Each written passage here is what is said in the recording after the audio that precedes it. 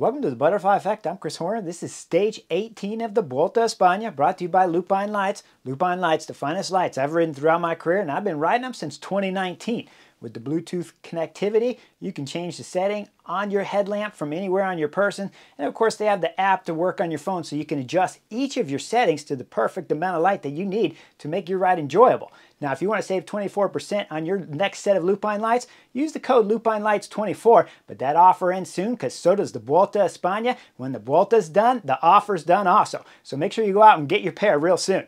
Now, today's stage, it's going to be an exciting stage when the cameras come on. We got 180 kilometers, about 115 miles in length, and two categorized climbs.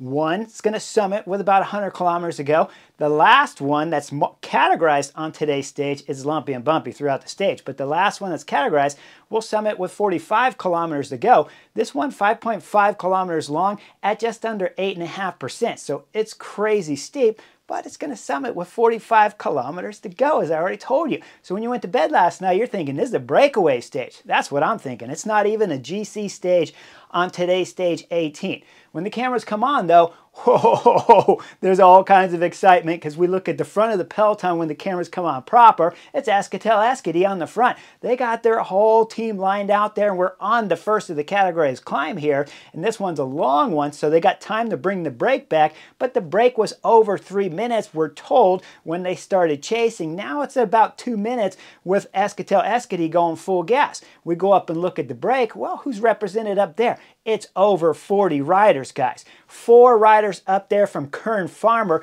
Pablo's in here. He's already won 2 stages. Powell is in here. He's their sprinter. We look at Yurko in here. He's been in some breakaways before. And then when we look at the last of the 4 riders from Kern Farmer, that's Eribar. With those 4 riders up there and 3 from UAE Team Emirates, Brandon McNulty's up there. The Solarism is up there. And Baroncini's in there. Filippo for UAE Team Emirates. So they're represented solid. But there's a ton of other numbers too. Quick Step have 3 numbers up here, and it's Casper Pedersen that's up there. We see Maury van Savenoff, and we got one of their strongest riders for Pseudo Quick Steps. That's Matteo Cattaneo up there, my old teammate from Lamprey. Multiple numbers all over the place, and EF Education have at least 2 riders up here because James Shaw's in there, and Owen Dole is in this front group too. So Movistar's got other guys too. They got 2 in here. Jorg is up in this front group. And we look, Lascano is up in this front group, and we know Lascano loves going for one-day results. So you got to believe Movistar's motivated with Lascano up there too.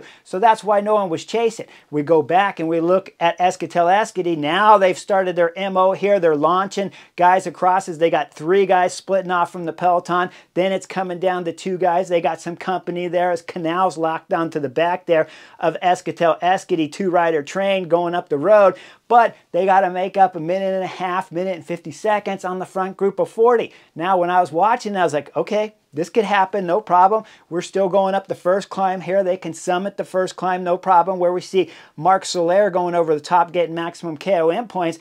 But once you go down the descent, as long as these 40 guys, 40 plus riders up here, as long as they know the gap now is going out to the peloton, and it does because the peloton goes curb to curb back there, is now starting to give out massive time to the front riders going over the top of the KOM. So I'm thinking, okay, Euskaltel-Euskadi could probably get across to this big group as long as there's no attacks in the big group. But bam, we see the next attack is coming from Stefan Kuhn, FDJ. He's got Mario Schmid with him. He's got Vasek with him from Lidl Trek. And these 3 riders got power. They're breaking away with about 95, 94 kilometers to go, something in that ballpark, but they're dropping down the descent off of the first KOM, and these 3 riders got power. Now I'm thinking, uh-oh, Euskaltel-Euskadi, forget about them. There's no way they're going across when now the group of 38 guys, we'll call it, as they're chasing 3 guys in front. There's no way they're going to slow down and just let Stefan Kuhn, Vasek, and Mario Schmid go up the road. And if I rewind you back to yesterday's stage, it was Mario Schmid that was putting in that massive dig coming in the last 2.7 kilometers of yesterday's stage. And he only got wrapped up by Albacine de Koenig there right when they're coming into the last 400, 350 meter right turn there at the finish. That's where Mario Schmid got caught. So these three guys, you know there's some power up here. Now I want to go back and do a little apology when I talk about yesterday's stage, because it was Maurice Ballerstedt back there that was doing the lead out for Ed Plankert and for Caden Groves. I mixed up Maurice Ballerstedt for Zandro Mayus. All it is the M's get mixed up. So I gave the wrong lead out guy that was helping out for Ed Plankert there and Caden Groves. I want to go back and give a little knucklehead apology there to Albacine de Kunix, because of course, Ballerstedt, you have been balling throughout all the lead outs, and I should have gotten that right. It's just a mix up in the names. Now, when we get back into this stage 18, the three riders are going up the road. 1 minute gap to the group of chasers back there. That's almost a peloton, but it's really the breakaway. As I told you, forget about the Escatel-Escady guys. They didn't make it across. When we go back and look at the peloton, AG2R riding the front. They went over the top of the climb. They went down the descent. Now they're riding Steady Freddy back there, as they know they don't have to do any real work, because the biggest guy that's a threat in this front group is Bora Hansgrohe rider up there, Vlasov, but he dropped 10 minutes. Remember yesterday I said, well, we better keep an eye on Vlasov. Well, he made it into this front group, and Bora Hansgrohe have three riders up there too. So with Vlasov up there at over 20 minutes down on the general classification, it's no threat on AG2R, so they're letting this gap start going out to about 8, 9, and 10 minutes throughout this stage. Now we come into 50 kilometers to go. The front group of three is still up there with Stefan Kuhn, but if I back the film up about 10, 15 kilometers to go, Pseudo Quickstep were really on the front going full gas with Casper Pedersen, with Mari van Savenhoff, and they're doing the work there for Matteo Cattaneo. They had some help. DSM was back there. UAE team members were doing some work too. But now when we fast forward into 50 kilometers to go to start the last climb here on today's stage 18, these three riders have a small gap of about 20-25 seconds, and it's Cattaneo driving it on the front. He lost Mari van Savenhoff just before the climb, or just as we went into the climb, and of course he lost Casper Pedersen a little ways back because he's not a climber at all, and he's driving it on the front. So Matteo Cattaneo's driving it. He's starting to set a steady pace. Guys are blowing up in the back of this 40-plus rider group right here that we're going to call the breakaway, as Cattaneo's starting to split the group. He's going to get it down to about 11 guys in this front group, but with the speed of Matteo Cattaneo up there, it's reduced in size, but there's still three Kern Farmer riders in there. Powell's their sprinter. Pablo Castrillo, we saw him win 2 stages already, and then with their teammate Jurko Barada, they know they're represented because they got fast, they got strong, and I can't tell you what Barada does, but I know he likes being in the break, and I know he can climb a little bit. So that's 3 out of 11 up there. Everybody else is going to have to defend for themselves. Cattaneo's riding the front, doing a little bit too much more work right now for my liking. But once they start getting near the summit up there, as we see Solaire's going to come through with maximum points on the KOM. That's going to give him the KOM lead at the end of today's stage. Then we go back down and look at what was happening from the GC favorites. Well, it should be nothing, right? The break up there's got 10 minutes, but it was 40-plus riders and all the teams were represented. So when we go back down to the start of the climb, it's AG2R riding at the start. But now all of a sudden, EF Education have taken over the front, and they're drilling it with Cepeda up there. Harry Sweeney should be the second rider. Carapaz is the third, and they had 2 riders in that front break up there. Now as Cepeda's starting to blow it up, we start seeing that there's a group of about a dozen riders up there, and I can't find Landa in this front group. Then the cameras go back, and they start finding the riders that are getting dropped right now. James Knox, Vervaki, Pseudo Quickstep, the teammate for Landa, they're getting dropped. Then we're going to see Danny Martinez, Giovanni is getting dropped from Bora Hansgrohe, both riders. Then we look, Gall, Felix Gall's having another bad day here on stage 18 of the Vuelta a España. Then the cameras find Landa. Landa's coming out the back right now. He's getting dropped. He's in big time problems. And when we look at this same picture, look further up at the top of the screen. Look over to the right of the GC favorites of about a dozen riders right there. That's Cepeda pulling off right at this moment. That means Landa's in big time trouble, because when the cameras go forward, it's Carapaz time. He's throwing in attack right now, as Cepeda had pulled off the same time Landa was popped, as the cameras were finding him. Now we're watching up front Carapaz throwing in massive power on the pedals. He's starting to blow it up. We see Ben O'Connor's in a good spot. We see Moss is in a good spot. Primoz Roglic is locked in there behind Ben O'Connor. It looks like fantastic for the first 4 on the general classification right now, but it's not looking so good for Landa, as Carapaz is accelerating from blowing it up for a second time. He split it to those 4 riders, and there's a gap behind. Now we got 4 riders being chased by 2 more back there. It's Lipovitz and David Gaudu, the French rider from FDJ. These 2 riders are struggling to kind of close the gap. They'll get back up there. Carapaz is still on the front of the peloton right now, if you want to call it that. It's only 4 guys as Carapaz is accelerating, but it's coming back together with 6 riders, and we're going to see 4 back there chasing. Skilmos is back there. Carlos Rodriguez in the white jersey for Team Ineos is back there. They're struggling to close the gap. They're almost back on, and Carapaz throws in another acceleration as they're just about ready to close back on. The cameras are finding back there Landa. Landa's having all kinds of problems. He's got no teammates. They already dropped before he did behind, and he's got 3 teammates in the front, but nobody's waiting back up front as Landa's got to do this climb on his own. He's going to struggle. He's going to lose more time. Then we start going up near the top as we start seeing coming close to the KOM with about 400 or 500 meters to go. Carapaz throws in a vicious acceleration. With this acceleration, he's got, of course, Mas on his wheel. He's got Primoz Roglic on his wheel. Then there's a gap to the other riders back there, and it's Ben O'Connor with a gap as Carapaz is going full gas to the top of the KOM.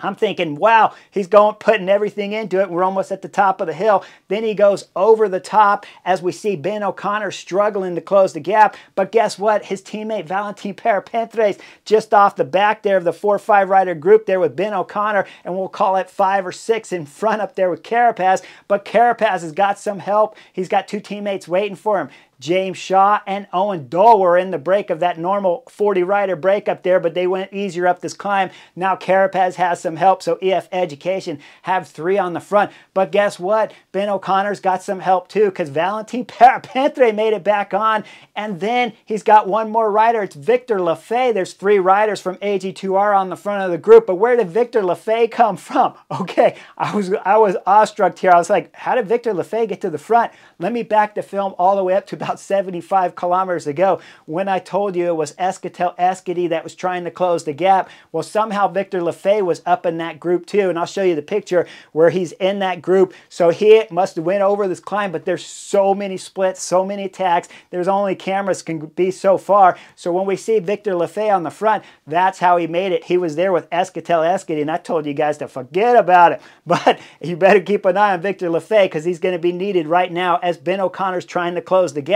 And we start seeing up at the front, EF Education's drilling it, but Movistar's coming into the picture too, as Canal is up there, who was in the front group with Eskatel Eskidi too. So now Movistar's got some guys pulling on the front. Ben O'Connor's doing a massive pull on the front as we see his teammate Valentin Perpentre swinging off the back, but Victor Lafay is still up there with Ben O'Connor. Then we're going to see him close just a K or a few hundred meters later onto the back of the GC group in front. That means first, second, third, and fourth all made the split up here. But fifth, when we're talking about Mikel Landa, nope, he has still not made the split. Let me back it up over the top of the KOM so I can show you where Pseudo Quickstep is. Mikel Landa struggling on the front as he's trying to close the gap, but he's about 30, if not 40 seconds when he's going over the top of the KOM. So now he's in nowhere land back there. Eventually, he's going to start having some help from Christian Rodriguez, who's about 12th, 13th on the general classification. Later, he'll have some help from Guillaume Martin from Cofidis, who's sitting 1 spot behind Christian Rodriguez on GC. But he's got no Pseudo Quickstep teammates. As we go back and look at the GC favorites, there's more guys waiting. We got Ineos waiting that had 2 riders in that front group. So now you have Ineos pulling on the front, Movistar is pulling on the front, EF Education's pulling on the front like crazy, and FDJ's got riders that waited up too because there's Quentin Pascher in that front group. So 4 teams are pulling like crazy as Mikel Landa has no teammates. They haven't waited. Guys, they're going to wait all the way until we get into 25 kilometers to go. And then finally, we're going to see Casper Pedersen back there. It took 20 kilometers for the director sportif of Pseudo Quickstep to bring back a rider and tell him, sit up, man. You got to sit up because Landa needs some help back there. Only problem is, like I told you earlier in the stage, Casper Pedersen was already drilling it on the front of that 40-rider break to bring back the 3 riders that had Stefan Kuhn in there before the last climb started. So you know his legs are tired.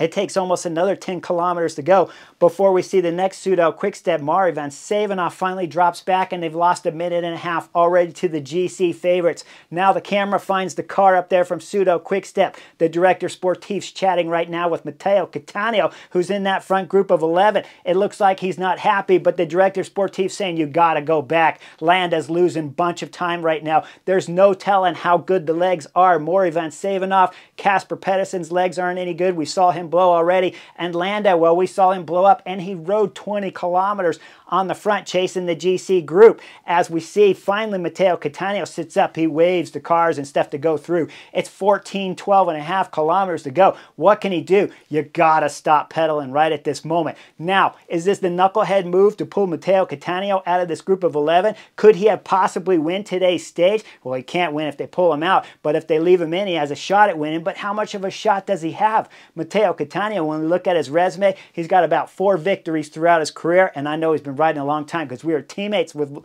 Lamprey back in 2014, and he had ridden a couple years before that, but he's got 4 victories on his resume. 2 of them look pretty solid when we're talking about Tour of Poland. But can he win in a group of 11? I'm pulling him out for sure. And I would have pulled him out at the summit of that climb, the last climb, the moment I saw Landa having problems, because when we look at Matteo Cattaneo's win record, it's just not thick. If you started saying, Chris, they got a shot at winning, Mikel Landa's dropping time, he's going to lose the top 5 on general classification anyways, that could be true. But how many wins does he have, Matteo Cattaneo? Not much. So if it was Julian Alaphilippe up there from Pseudo Quickstep, I'm not pulling Julian Alaphilippe back. No way. We all know Julian Alaphilippe, the Frenchman, has a good shot at winning an 11-rider break right at this moment, this deep into a Grand Tour Stage 18. So I wouldn't pull him out. But would you pull out Matteo Cattaneo? I absolutely would. So I think this is a good call. It's coming 30 kilometers too late, if not 40. But you got to pull him because Mikel Landa is going to guarantee you a top 10 on the general classification unless he said that morning that he's sick. If he's sick, I'm leaving Matteo Cattaneo in that front group to try to win a stage so he can salvage something here for Pseudo Quickstep and today's Stage 18 and the Vuelta España in general. But otherwise, I'm pulling him out. They decide to pull him out. Matteo Cattaneo goes back there. Now we see that Matteo Cattaneo's helping out Mikel Landa. He's got teammates around him. We go back up to the front of the breakaway rider that was 11. Now it's 10, of course. And we start seeing the attacks come from Stefan Kuhn with about 7-8 kilometers to go as the FDJ riders throw in the attacks. As the road starts rolling, that's because we still got a bump of about 2-3 kilometer climb at about 4.5-5% to come. That'll summit with 4K. So Stefan Kuhn's throwing an attack because he needs some leadway. He doesn't get much as he's starting to get brought back, but Kern Pharma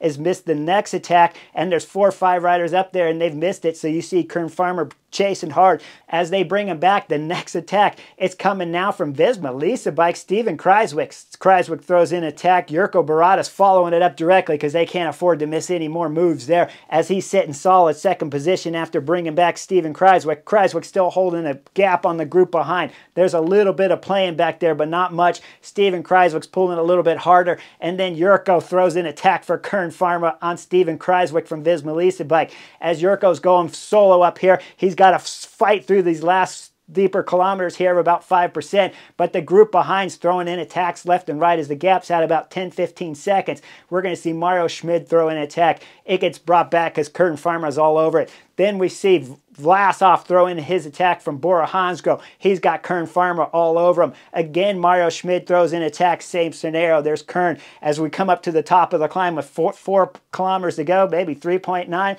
The Kern Pharma rider, Jurko's got a gap on everybody. He's dropping down the descent. There's still 1 more attack left from the break, but Kern Pharma's all over it. Now we start coming into the under 1K to go. We see that Jurko's up there, got a solid gap. The camera comes back at about 900 meters, I'll call it, as the breakaways coming into the picture, and the cameras from behind look just up in front of them about 200 meters as he's going through the left turn there. Well, we see Jurko Barada there's got a gap still for Kern Pharma. He comes through the chicane, the left, the right, the left. As he exits out, he's looking back over his shoulder. Now he comes out of the last turn, looks back over his shoulder again, throws in a huge acceleration. As he does, we see the breakaway riders coming through that left, but they're a little bit far behind. But, you know, as the mirrors say, maybe objects are closer than they appear. It looks a little bit tight, but when all of a sudden we see 1 more acceleration there from Kern Pharma, Jurko, as he sits up, celebrates, crosses the line, it's arms in the air, and then of course it's hugs and microphones in your face